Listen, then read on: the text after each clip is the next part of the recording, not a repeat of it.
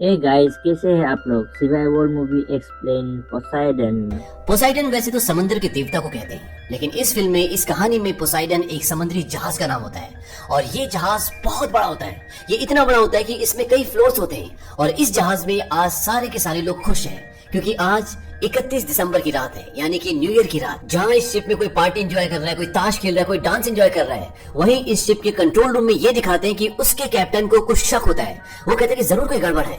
और तब ये दिखाते हैं कि सामने से एक बहुत बड़ी और बहुत ऊंची लहर इनके जहाज की तरफ आ रही होती है। ये देखकर सारा का सारा क्रू डर जाता है और ये जहाज को मोड़ने की कोशिश करते हैं, और जहाज मुड़ भी जाता है। लेकिन लहर इतनी ऊंची होती है कि जो चांद इन्हें कुछ देर पहले बिल्कुल साफ दिख रहा था, अब वो लहरों के पीछे छुप चुका होता है। अब इस शिप में अनाउंसमेंट करते हैं कि जहाज में एक बहुत बड़ी दुर्घटना होने वाली है, सारे के सारे यात्री, सारे ऑफिसर सावधान हो जाएं। और ये अनाउंसमेंट होते ही वहां पर भगदड़ी बच जाती है, और तभी वो ऊंची लहर इनके जहाज से टकराती है। और उसका प्रेशर इतना ज्यादा होता है कि पोसाइडन, जो कि एक बहुत बड़ा जहाज है, वो पूरा का पूरा समंदर में उल्टा हो जाता है। यानी कि छत अब जमीन बन चुकी है, फर्श बन चुका है, और जो फर्श होता है अब वो इनके ऊपर है।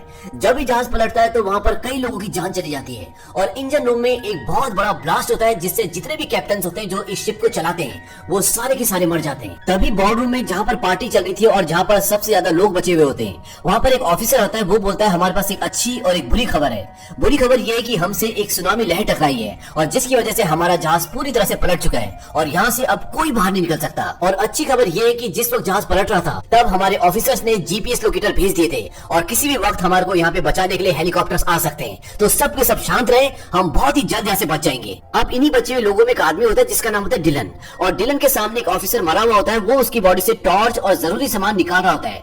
तभी वहाँ पर एक बच्चा आता है। वो बोलता है कि आप क्या कर रहे हो। वो बोलता है कि मैं यहाँ से निकलने की तैयारी कर रहा हूँ। बच्चा बोलता है, आप यहाँ से नहीं निकल सकते क्योंकि जहाज पूरा उल्टा हो चुका है। डिलन बोलता है कि यहाँ से निकलने का एक रास्ता है, जहाज के तले से, यानी कि मुझे ऊपर जाना होगा। इसके बाद डिलन जब वहाँ से निकल रहा होता है, तभी वो बच्चा अपनी मॉम को ले आता है, और इसकी मॉम का नाम मैगी होता है। और डिलन इसकी मॉम से पहले मिल चुका है, इसलिए वो उसे जानता है। उसकी मॉम से बोलती है कि आपने से क्या कहा कि आप यहाँ से निकल सकते हो। वो कहता है कि हाँ, मुझे एक रास्ता पता है। मैगी बोलती है कि अभी एक ऑफिसर ने अनाउंसमेंट किया कि हमें यहाँ पे रुकना चाहिए, मदद आने वाली है। तभी वहाँ पर रोबोट और एक बूढ़ा आदमी आ जाता है, और जो बूढ़ा आदमी होता है वो बोलता है कि मैं एक आर्किटेक्ट हूँ। इस जहाज को इस तरीके से नहीं बनाया गया कि ये उल्टे होकर तैर सके, यानी जहाज डूब जाएगा। अब जो वहाँ पर दूसरा आदमी होता है जिसका नाम रॉबर्ट है, वो डिलन से पूछता है, क्या तुम्हें डिस्को का रास्ता पता है। डिलन बोलता है, हाँ, वो ऊपर है, क्या तुम्हें डांस करने का मन कर रहा है। रॉबर्ट बोलता है कि वहाँ मेरी बेटी फंसी हुई है, मैं भी तुम्हारे साथ चलना चाहता हूँ, लेकिन पहले मैं अपनी बेटी को बचाना चाहता हूँ। डिलन बोलता है कि ये नहीं हो सकता क्योंकि मैं अपने काम अकेले करता हूँ। रॉबर्ट उससे पूछता है कि सबसे शॉर्टकट रास्ता कौन सा है। वो कहता है कि पता चलते बता दूंगा, यानी कि डिलन को भी नहीं पता होता। तभी रॉबर्ट वहाँ पर शिप के स्टाफ के आदमी को बुलाता है। वो बोलता है कि ऊपर जाने का सबसे शॉर्टकट रास्ता कौन सा है, और वो आदमी ने रास्ता बताने लगता है। रॉबर्ट उसे बोलता है कि जितना साल में कमाते हो उसका दुगना पैसा दूंगा, बस हमें वहां तक ले चलो। और वो आदमी राजी हो जाता है। अब रॉबर्ट डिलन से बोलता है कि अगर तुम्हारे पास प्लान है तो हमारे पास गाइड है, और हम सब अगर एक साथ जाएंगे तो हमारी जान बच सकती है। और इसके बाद डिलन इस बात के लिए राजी हो जाता है। अब डिलन, रॉबर्ट, मैगी, उसका बेटा, बूढ़ा आदमी और इनका गाइड, ये सब के सब जहाज के तले की ओर निकलते हैं। जहाज का तला अब ऊपर की ओर है, और ये जहाज के तले के उस हिस्से से निकलना चाहते हैं जहां पर बड़े बड़े पंखे घूमते हैं जो जहाज को आगे की तरफ धकेलते हैं। अब जैसे ये बॉर्डरूम से बाहर निकलते हैं तो बॉर्डरूम के सारे दरवाजों को सील कर दिया जाता है ताकि पानी अंदर ना आए। हालांकि बॉर्डरूम अभी भी पानी में डूबा हुआ है, लेकिन वहाँ के शीशे, दरवाजे बहुत मजबूत होते हैं, जिससे पानी अंदर नहीं आ रहा होता है। अब ये सब के सब आगे बढ़ रहे होते हैं ताकि किसी भी तरीके से जहाज के तले तक पहुंच सके और अपनी जान बचा सके।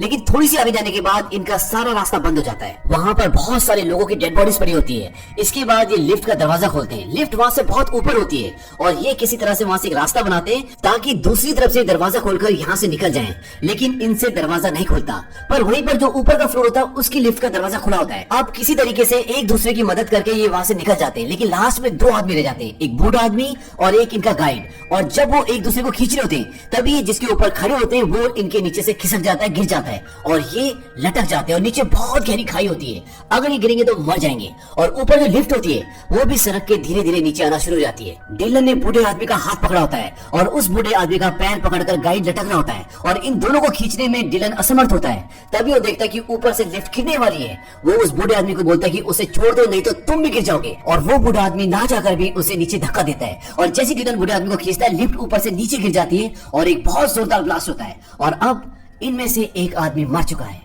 अब ये 5 लोग बचते हैं और वहां से आगे निकलते हैं।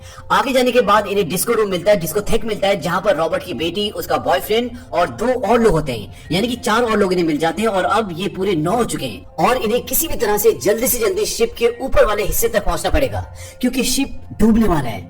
अब जब ये सब आगे बढ़ते हैं तो रास्ता एक बार फिर बंद हो जाता है, और अगर इन्हें दूसरी तरफ जाना है तो वहां पर एक स्टील की बहुत बड़ी रेलिंग टूट के गिरी होती है, जिसके थ्रू ये दूसरी तरफ जा सकते हैं। डिलन पूछता है कि यहाँ से निकलने का किसी को कोई और रास्ता पता है। इनमें एक लड़की होती है जो कई दिनों से शिप में छुपी होती है, क्योंकि उसके पास कोई टिकट नहीं होता और उसे किसी भी हालत में न्यूयॉर्क पहुंचना होता है। वो बोलते कि मैं कई दिनों से शिप में छुप रही हूँ और यहाँ से निकलने का इसके अलावा कोई और रास्ता नहीं है, और वो एक एक करके वहां से निकलना शुरू करते हैं। और जब 5 लोग दूसरी तरफ पहुंच जाते हैं तो रॉबर्ट अपनी बेटी को बोलता है कि अब तुम आ जाओ, लेकिन इनके बीच में एक शराबी भी होता है जो इन्हें डिस्को में मिला होता है। वो बोलता है कि मैं पहले जाऊंगा, और जब वो जाता है और बीच में होता है तभी ऊपर से इंजन का एक बहुत बड़ा पार्ट गिरता है और वो उसके साथ नीचे चला जाता है। उस पार्ट के साथ वहां पर बहुत सारा ऑयल भी गिरता है और सारा का सारा ऑयल पानी में गिर जाता है, जिससे पानी में आग लग जाती है। और इस तरह से 9 में से ये 8 बचते हैं। 8 में से 5 उस तरफ होते हैं जिस तरफ इन्हें जाना है। रॉबर्ट, डिलन और रॉबर्ट की बेटी अभी भी फंसे हुए हैं और पानी में आग लग रही है और कोई तरीका नहीं कि उस तरफ जा सके, क्योंकि रेलिंग टूट के नीचे गिर चुकी होती है। तभी डिलन फायर ब्रिगेड वाला पाइप निकालता है। उस पाइप को निकालने के बाद वो आग में कूद जाता है, क्योंकि आग के नीचे पानी है और डिलन को ये बात पता होती है, और वो नीचे नीचे तैरता वो दूसरी तरफ पहुंच जाता है और ऊपर जाकर वो उस पाइप का सिरा दूसरी तरफ बांध देता है, जिसके सहारे से रॉबर्ट और उसकी बेटी भी दूसरी तरफ आ जाते हैं। और इस तरह से 8 लोग बच जाते हैं और अब ये शिप के ऊपर के हिस्से में जाना शुरू करते हैं। डिलन को बहुत सारी बातें इसलिए भी पता होती है क्योंकि एक जमाने में डिलन नेवी में था। हालांकि अब उसने नेवी छोड़ दी है, लेकिन उसे शिप के बहुत सारे हिस्सों के बारे में जानकारी होती है। वहीं दूसरी तरफ बोर्ड रूम में सारे लोग जो इस इंतजार में होते हैं कि कोई उन्हें बचाने के लिए आएगा। वहां पर पानी के प्रेशर से शीशे टूटना शुरू हो जाते हैं, और जैसे शीशे टूटते हैं बहुत सारा पानी अंदर आ जाता है और वो सब के सब मर जाते हैं। और उनकी चीखों पुकार से ये 8 के 8 लोग भी डर जाते हैं और समझ जाते हैं कि वो सब मर चुके हैं। अब जहाँ पर ये 8 लोग होते हैं वहां पर भी पानी भरना शुरू हो जाता है और इनके पास जाने के लिए कोई रास्ता नहीं होता। तभी ये वेंटिलेशन चैम्बर खोलते हैं और बोलते हैं कि यहीं से जाया जा सकता है, और उसमें एक बार में एक ही आदमी जा सकता है, और एक ही करके ये ऊपर जाना शुरू करते हैं। सबसे ऊपर रॉबर्ट होता है और सबसे नीचे डिलन। और जब ये धीरे धीरे करके ऊपर बढ़ते हैं तो ये देखते हैं कि नीचे से पानी आना शुरू हो जाता है, यानी कि उस वेंटिलेशन चैम्बर में धीरे धीरे पानी भर रहा होता है। और जब ये उस वेंटिलेशन चैम्बर के आखिरी छोर पर पहुंच जाते हैं तो देखते हैं कि ऊपर एक जाली लगी होती है। रॉबर्ट उसे खोलने की बहुत कोशिश करता है, लेकिन वो नहीं खुलता, क्योंकि उसके ऊपर पेच लगे होते हैं और रॉबर्ट का हाथ जाली से बाहर नहीं जा रहा होता।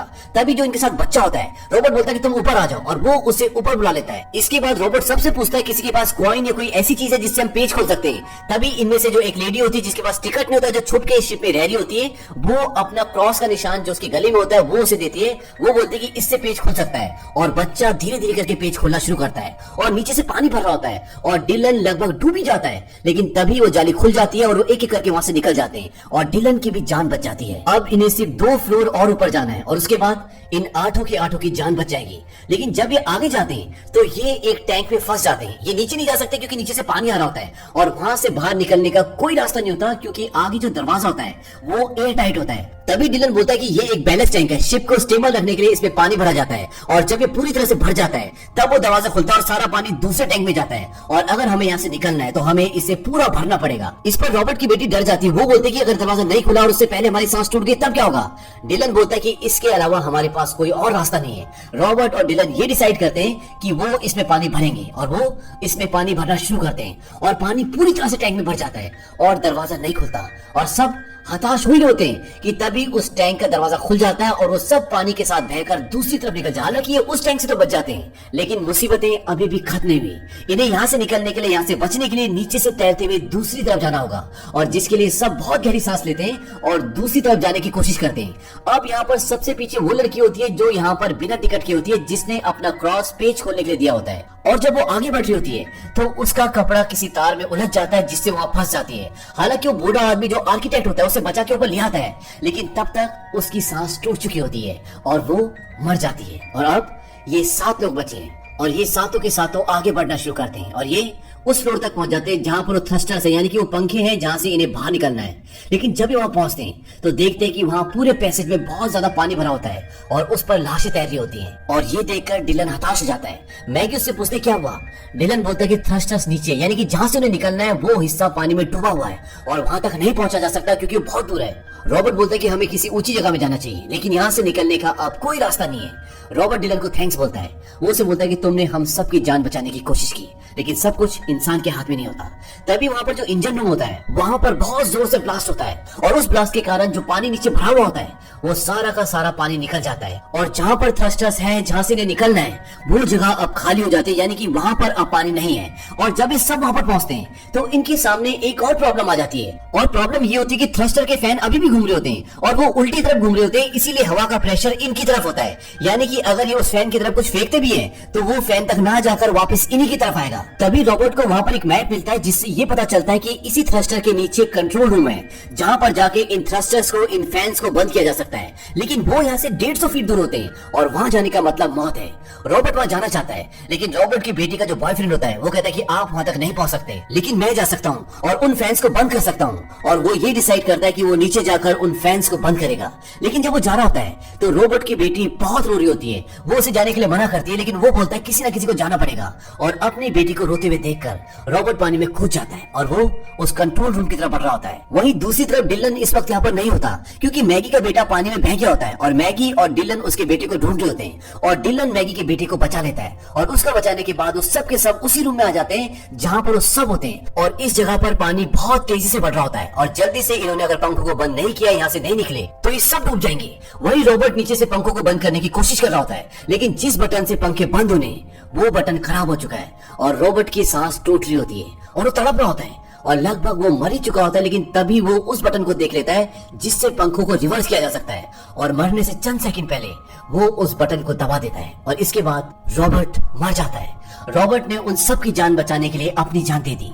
वहीं ऊपर डिलन देखता है कि पंखे अभी भी घूम रहे होते हैं। वो बोलते हैं कि पंखे बंद क्यों नहीं हो रहे। तभी रॉबर्ट की बेटी का जो बॉयफ्रेंड होता है वो देखता है कि चीजें जो पहले उनकी तरफ आ रही थी, यानी कि हवा का प्रेशर जो उनकी तरफ था, अब वो उल्टा हो गया होता है। और वो डिलन से बोलता है कि उन्होंने पंखों को रिवर्स कर दिया है और हम चीजों को फेंक कर इंजन को बंद कर सकते हैं, पंखों को रोक सकते हैं। और इसके बाद वो एक बहुत बड़ा सिलेंडर डिलन को देता है और डिलन उस सिलेंडर को उन पंखों की तरफ फेंकता है जिससे एक बहुत बड़ा ब्लास्ट होता है और उस ब्लास्ट से इंजन रुक जाता है, पंखे टूट जाते हैं और ये एक एक करके 6 के 6 लोग उस रास्ते से, पोसाइडन से, यानी कि उस बड़े जहाज से बाहर कूद जाते हैं। और बाहर एक नाव भी होती है जो एयरबोट होती है और ये एयरबोट पोसाइडन से बाहर आई होती है क्योंकि शिप में ऐसी बहुत सारी बोट्स होती हैं। ये सारे के सारे उस बोट पर बैठते हैं और जब उस पर बैठते हैं तो पोसाइडन इनकी तरफ गिरना शुरू हो जाता है। अब ये सारे जल्दी जल्दी चप्पू चलाना शुरू करते हैं और जैसे पोसाइडन इनके ऊपर गिरने वाला होता है कि ये उससे दूर चले जाते हैं। पोसाइडन जो कुछ घंटों पहले बड़ी शान से समंदर के ऊपर चल रहा था, अब वो पूरी तरह से समंदर के अंदर डूब चुका है।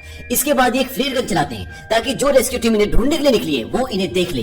और होता भी ऐसी है, कुछ ही देर बाद इन तक रेस्क्यू टीम पहुंच जाती है और इन सबको बचा लेती है और इस तरह से इन 6 लोगों की जान बच जाती है। तो ये थी पूरी कहानी पोसाइडन मूवी की। ये फिल्म सन 2006 में रिलीज हुई थी। अच्छा बजट, अच्छी कास्ट होने के बावजूद भी ये फिल्म बॉक्स ऑफिस पर बहुत कामयाब साबित नहीं हुई। आपको ये कहानी कैसी लगी हमारे कमेंट बॉक्स में जरूर लिखें।